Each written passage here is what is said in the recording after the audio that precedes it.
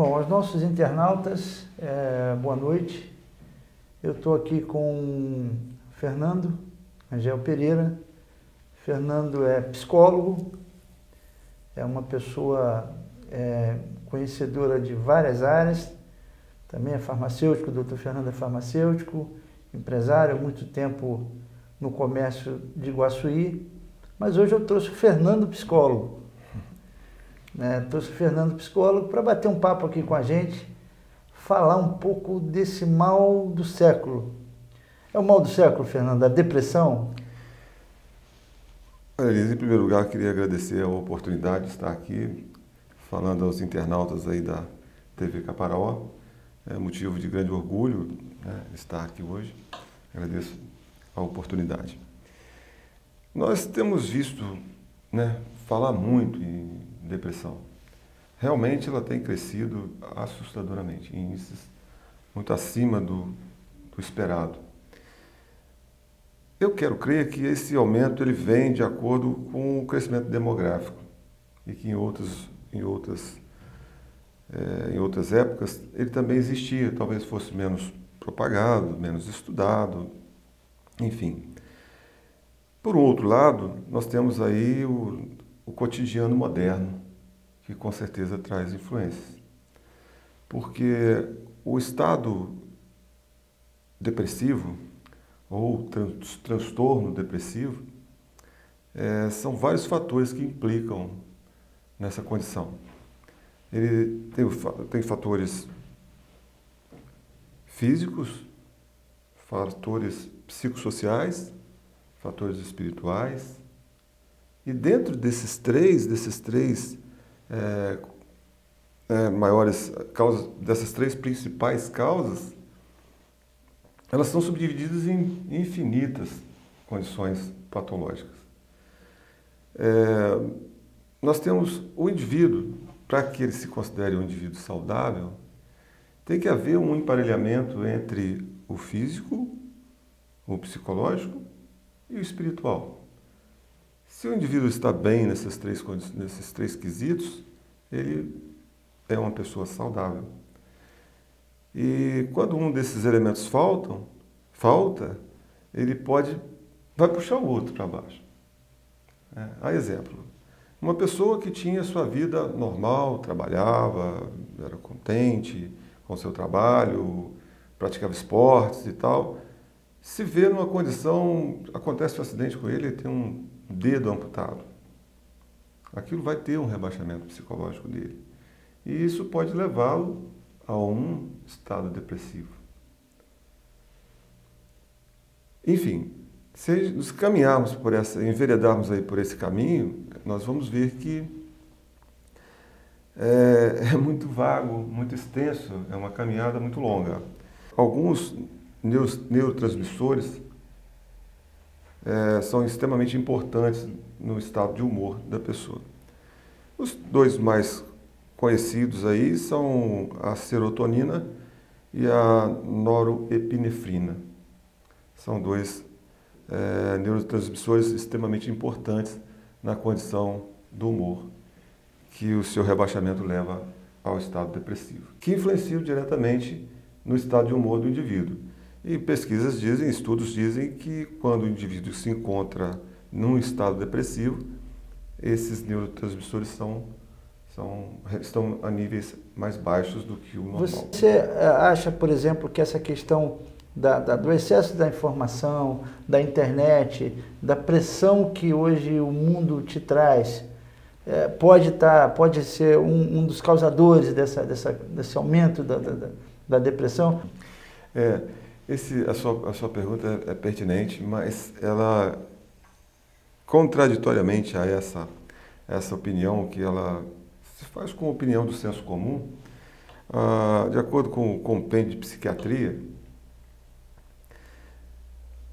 a incidência de depressão ela é maior no meio rural do que no meio urbano. Então, contraria essa nossa expectativa da atualidade ser um fator das coisas atuais, da nova tecnologia, de tudo isso aí, trazem um aumento do nível de depressão. Por que isso? Porque nós somos seres humanos. E os seres humanos, enquanto seres humanos, nós somos sociais. Somos seres sociais. E o homem ele tem uma dependência muito grande do relacionamento. Tem um dado que pessoas descasadas ou não casadas que não mantêm um vínculo contínuo com uma outra pessoa têm maiores chances de desenvolver a depressão do que aquele que tem um relacionamento saudável e que tem uma convivência com uma outra pessoa. Você acha então que essa questão do cidadão que vive só, ele vive só porque está depressivo ou ele vive só atrás da depressão? Viver só atrás da depressão, em maior grau do que em condições de convívio social normal, dentro de um padrão considerado como normal. O estado depressivo, por que essa... Não tem uma causa única, específica. São um conjunto de fatores. Alguns escritores relatam a depressão como uma síndrome depressiva. Síndrome é tudo aquilo que envolve vários fatores ou isolados ou em conjunto contribuem para que o indivíduo desenvolva aquela determinada doença. Estatisticamente, o maior número de pessoas envolvidas no estado depressivo, elas estão em torno de 45 anos. Em torno. Muito embora ela pode acontecer com a criança, com o jovem, adolescente e também com o idoso. Mas essa faixa próxima aos 45 anos, ela tem uma maior incidência de estados depressivos. O jovem, ele pode, claro, desenvolver a doença sim, sem dúvida alguma.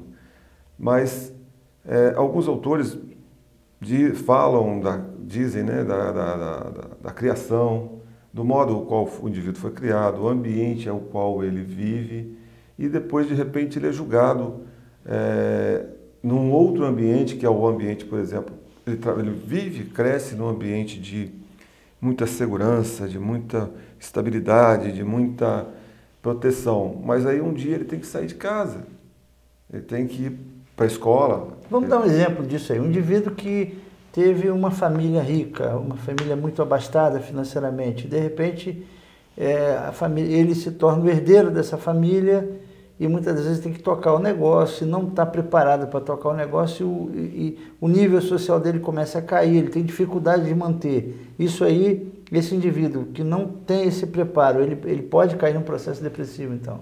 Com certeza, sem dúvida alguma. Perda? A perda, ela importa muito, né? E haja vista que o que é uma coisa extremamente estressante para mim pode não significar absolutamente nada para você.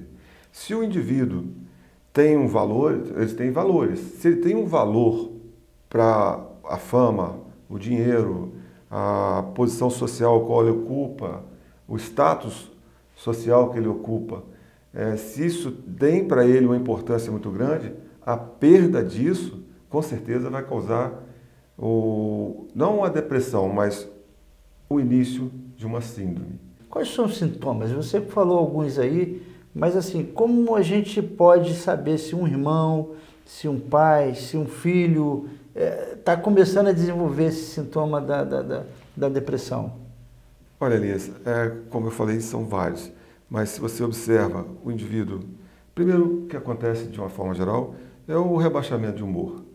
E o indivíduo vai ficando triste e ele acaba por ter insônia, dormir pouco, acordar cedo demais ou tarde demais, né, porque também pode existir uma fuga, ou tarde demais, ele passa a não se alimentar bem, ele foge do convívio social, há um emagrecimento, um desânimo total, uma fadiga, mesmo que ele não tenha feito nada que levasse a ele, uma fadiga excessiva, um cansaço. Agora, o sintoma que mais é percebido é a tristeza profunda. O indivíduo ele se torna uma pessoa triste. Nós costumamos dizer que a depressão ela é uma doença da alma. E quando o indivíduo tem uma condição, um nível social elevado e há essa perda, muito dependendo do indivíduo, dependendo do que ele valoriza, pode de fato levar ele a um quadro, inicialmente um quadro leve, mas à medida que isso vai avançando, ele pode levar ele a uma depressão maior. Sim. Fernando, nós estamos terminando de levantar os dados, mas segundo a Secretaria de Segurança do Estado, ela já adiantou, nosso índice de suicídio no Estado ele é muito grande. E caracteriza, segundo algumas informações, um índice em alguns dados, inclusive na área rural. Você acabou de dizer, e a informação que a gente tem na área rural é a área maior, de maior índice de suicídio. Isso está, de alguma forma, ligado à questão medicamentosa? Eu diria, muita gente fala que a água que o indivíduo toma teria o medicamento do café. Esse café, quando coloca o remédio no café, o veneno no café, ele desce para a água, o indivíduo toma essa água e muda. Isso pode acontecer, esse problema químico, você acha que pode afetar? Existe essa possibilidade? Olha, nesse nível, eu acredito que não haja essa interferência. É claro que o estado depressivo do indivíduo está ligado à ingestão de substâncias, como exemplo, álcool, as drogas aí conhecidas como crack, maconha, cocaína, enfim, todos esses elementos juntos ou isolados podem sim causar um estado depressivo. Por quê? Eles tornam o indivíduo bipolar. Ora, excessivamente eufóricos, quando passa aquela condição de euforia, ele cai numa situação de depressão. Herbicidas, esses produtos utilizados em lavouras, eu não acredito que isso tenha uma correlação direta.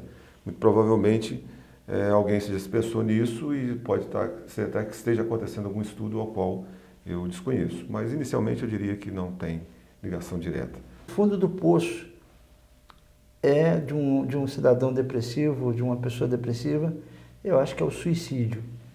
Quando o indivíduo atinge esse nível? O indivíduo, o homem foi projetado para ser feliz, para ser uma pessoa que aproveite a vida na sua totalidade. Lembrando que cada indivíduo recebe a informação de uma maneira. Cada indivíduo ele tem as suas próprias, os seus próprios limites e as suas emoções variam de acordo com esse limite aos quais os valores dele estabelece. Um indivíduo depressivo, vamos colocar um indivíduo depressivo que normalmente ele passa um processo. O processo do suicídio, na verdade, não é uma coisa que acontece assim tão repentinamente. Existe um processo para que isso aconteça. O indivíduo entra em uma depressão leve, depois ele parte para uma depressão um pouco maior, enfim, até que chega um quadro de sofrimento da alma que a tão temida morte passa a não ter mais aquele valor. O medo de viver é tão grande que a morte fica coisa extremamente insignificante. O que você temia, porque você valorizava a vida, porque você valoriza a vida, você teme a morte porque valoriza a vida. Sim. Mas à medida que a sua vida vai se definhando e vai se tornando uma coisa tão cruel, tão cruel, tão cruel, o seu sofrimento vai crescendo e chega a um ponto que a morte não te assusta mais. Ela passa a ser uma redenção. Ela passa a ser uma coisa que vai livrar você do sofrimento. Então a única coisa que você vê na morte é o alívio do sofrimento. E isso é perceptível. Você acha que o familiar que prestar um pouquinho mais de atenção, ele vai sentir que isso está próximo a acontecer? Elias, existem pessoas que são extremamente enganadoras. Elas enganam a si mesmas e aos demais, né? Elas vão se enganando e acabam também por enganar os familiares. Nem sempre o familiar ele consegue perceber. Na sua grande maioria, ele percebe pelos costumes que o indivíduo tinha e que passou a não ter. Mas, infelizmente, existem pessoas que conseguem disfarçar a dor, o sofrimento. Aparentemente tudo bem, tudo legal, tranquilo. mas dentro ele está sofrendo muito. E tem cura isso? A psicologia ela traz a cura para esse indivíduo? Elias, nós temos hoje um arsenal de tratamento para isso aí. Existem medicamentos extremamente confiáveis, né, que são os inibidores de recaptação de serotonina. Nós temos aí alguns medicamentos que estimulam a produção de norepinefrina, que vai estimular a produção de serotonina. E isso contribui muito. E tantos outros, são vários medicamentos e vários estudos levam à criação de novos medicamentos que estão contribuindo imensamente para que esse estado depressivo seja superado pelo indivíduo. Enquanto a psicologia, os tratamentos são também extremamente eficientes. Porque, como eu falei, a psicologia vai mais por esse caminho, né? A depressão é uma doença da alma. Muitas das vezes o que o sujeito precisa, o que o indivíduo precisa, é compreender a dor, compreender os fatos. A origem da dor. A origem da dor. De onde vem essa dor? E compreender os fatos, compreender as condições que o leva àquele estado. E muitas das vezes ele não consegue sozinho. Sozinho ele não consegue, porque ele fica num círculo. Ele se explica e se complica. Ele não consegue uma saída, então ele fica naquele círculo e esse círculo vai, a cada vez que ele vai, ele se fecha. Até chegar um ponto que ele não consegue mais sair. Tem muita gente que tem medo de procurar o psicólogo, tem receio de procurar o psicólogo, acha que vai abrir e tem medo de se abrir. É um preconceito isso, Fernando? É uma verdade isso aí. E é uma verdade, infelizmente, que a gente assiste isso todo dia. No consultório, quando a pessoa chega, que ela consegue vencer esse medo, vencer esse preconceito, na primeira, segunda sessão, que ela está mais relaxada, ela disse que ela era para ter procurado ajuda há muito tempo, mas ela tinha medo de se abrir, achava que as pessoas, era um problema interno dela, que era um problema familiar, que era um problema que as pessoas de fora não poderiam estar sabendo. E isso causa muito problema, porque ele vai retardando, e quanto mais ele retarda, mais o problema cresce, maior o problema fica. E uma outra concepção também, que não sei de onde partiu, mas o psicólogo é tido como médico de louco, médico de doido, né? Infelizmente, isso não é uma verdade. O psicólogo ele é um profissional da saúde mental, ao qual ele tem a competência de ajudar muitas pessoas que sofrem de um quadro, de um episódio depressivo. Porque são os comportamentos depressivos que levam ao estado depressivo. Internauta, eu acho que a mensagem está dada, né? Se você está passando por um quadro desse, se de repente você está triste, você está com aquela tristeza profunda, como disse o Fernando, está aí o conselho, procure um psicólogo, né? Procure um psicólogo, porque com certeza ele vai te ajudar, vai te indicar de repente outros caminhos, e eu acho que é um sofrimento que você tem e que pode ser sanado, segundo o Fernando está falando, e com medicamento, com tratamento, e eu acho que os caminhos existem. Você que está aí nos vendo através da TV Caparaó, está aí o caminho, né, dado pelo Fernando. Fernando, quero te agradecer. A presença, foi muito importante essa presença sua aqui com a gente. Eu acho que foi reveladora, esclarecedora, melhor, né? E volte mais vezes, porque a gente vai falar, esse tema ele é muito complexo. Eu acho que nós ficaríamos aqui uma boa quantidade de tempo falando, porque ele é muito profundo. Eu quero me aprofundar mais depois nesse tema, porque varia muito, né? Vai diversos assuntos, né? Porque isso aí, eu acho que o fator psicológico, ele afeta as relações, ele afeta todo um processo, as relações entre marido e mulher, entre filho e pai, pai e filho. Eu acho que patrão e empregado, eu acho que tem tanto caminho nessa área da psicologia que a gente ficaria aqui uns 2 dias falando da área. Então você vai precisar voltar aqui mais vezes para a gente conversar. Elias, com o maior prazer, voltarei sempre que for convidado. E voltando só um pouquinho aqui na minha fala, existe um dado interessante.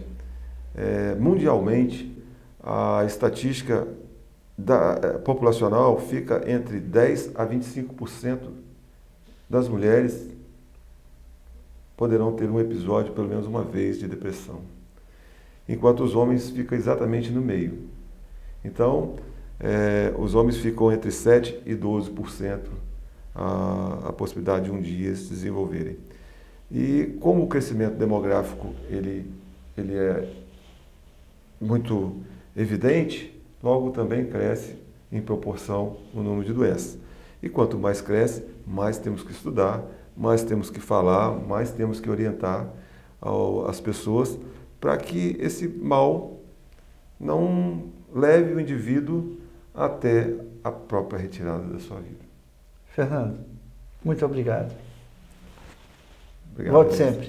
Obrigado a vocês. Muito obrigado. Uma boa noite a todos.